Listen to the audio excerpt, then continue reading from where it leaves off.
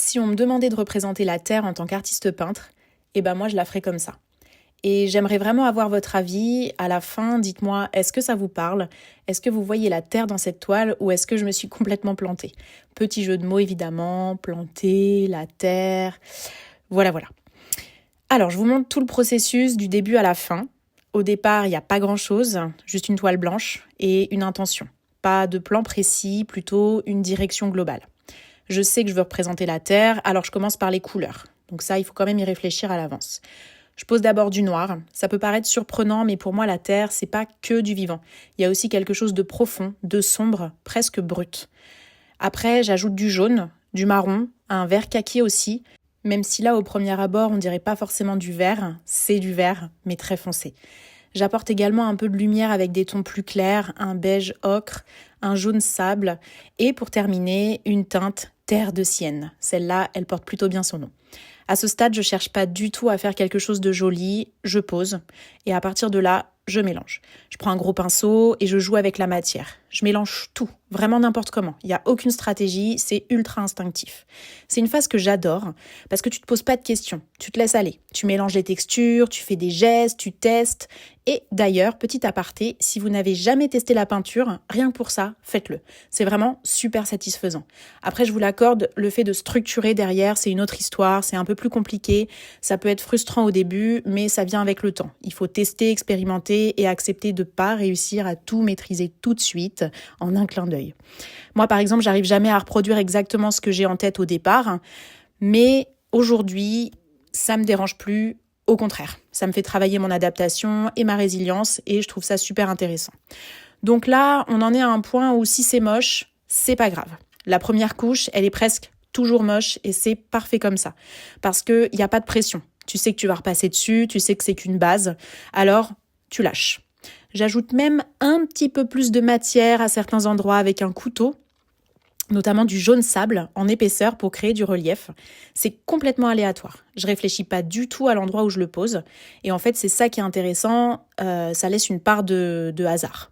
À ce moment-là, je sais déjà que peu importe ce que je fais, ça finira par évoquer la Terre. Ensuite, je viens ajouter une peinture dorée, assez épaisse. Je la fais sortir directement du tube. Je l'étale légèrement, parfois avec les doigts, parfois avec un couteau. Je garde de la matière, j'aime bien que ça vive.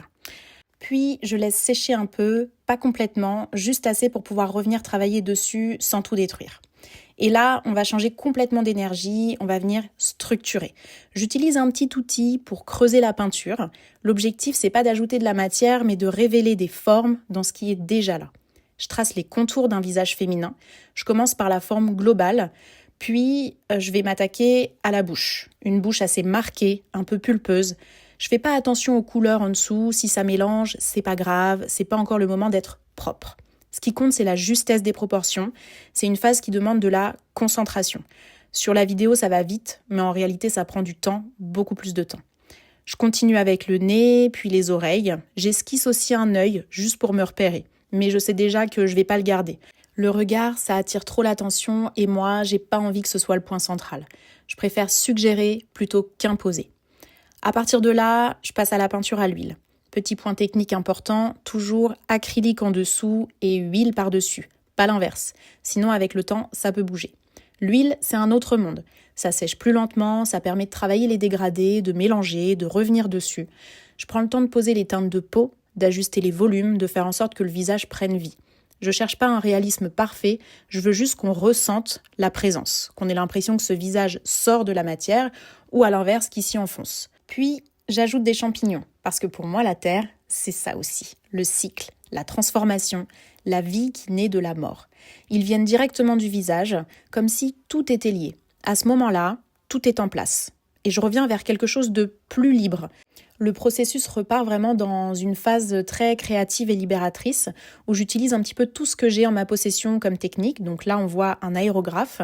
L'objectif, c'est de pousser la peinture pour créer des formes, et notamment des racines très fines. Ça donne un côté organique. Je viens aussi travailler certaines zones avec un couteau pour créer des sortes de galeries, comme si la terre avait été creusée. Puis, j'apporte de la lumière, beaucoup de lumière, avec du doré, sous différentes formes. Un feutre doré, des petites touches, des contours, des points. Ces petits points, justement, je les imagine comme de l'oxygène, comme de la vie qui circule. J'accentue certaines textures pour rappeler la matière de la terre.